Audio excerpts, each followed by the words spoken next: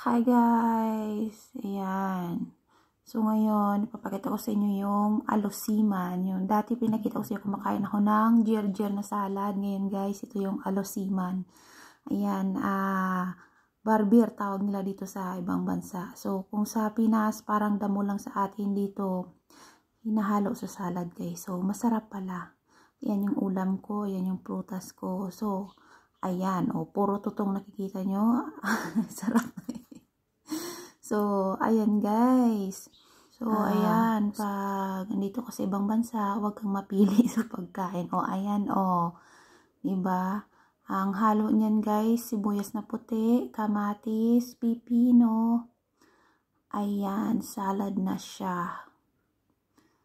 So, diba? Healthy naman siya. Kaso, minsan sobrang alat ng timplada ng amo ko.